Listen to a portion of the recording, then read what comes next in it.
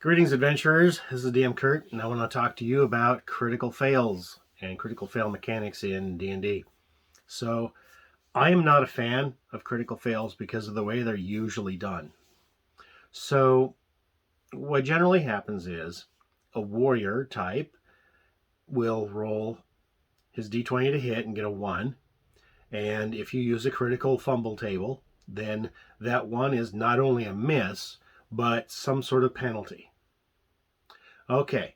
For example, I've seen some people use D100 tables or D20 tables that are lengthy and will tell you all kinds of things that may happen wrong. One table I was at for a while used a D4. On a roll of a 1, you'd drop your weapon and have to take an action to pick it back up again. On a 2, your weapon would have to make a saving throw versus crushing blow using the old tables back in the day, right? A 3 was hit other. Any ally within 5 feet of you would possibly get in your way and get hit by your weapon. And on a roll of a 4 of the D4, nothing happens. One problem with this is that most of the monsters were immune to those things. You can't drop your weapons when they're claws. You can't hit other when it's just you against a party. So you don't have to worry about hitting an ally. The problem with most of these critical fumble tables is that it really abuses the higher level characters more than the low level characters. For example, a warrior with 4 attacks per round has 4 chances of rolling a 1. This doesn't square with why that warrior gets multiple attacks. The high level fighter gets more attacks per round because he can see and take advantage of all those different chinks in the enemy's armor, all those different ways that he could penetrate the enemy defenses. Those are 4 chances per round at striking through.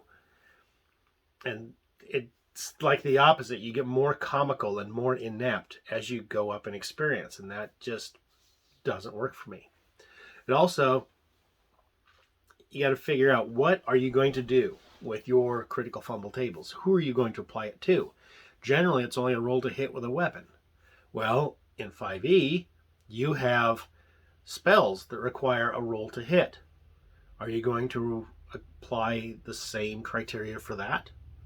If you roll with Firebolt, not Fireball, but Firebolt, or Eldritch Blast, and you roll a 1, is there going to be any sort of a penalty? Is it going to explode in the caster's face? Is it going to accidentally strike an ally? Is it going to fizzle out? Is it going to burn up a spell slot instead of being a free cantrip? I mean, what's going to happen there? Anything? So no, I do not like critical fumbles. But if you're going to apply them, the way I would do it is I would acknowledge that multiple attacks in a round for higher level characters means that you're higher skilled. So I would only say that the first attack roll of multiple attack rolls in a round is susceptible to the critical fumble rule. So you roll your first attack. If that's a 2 or better, good to go. Adjudicate it normally.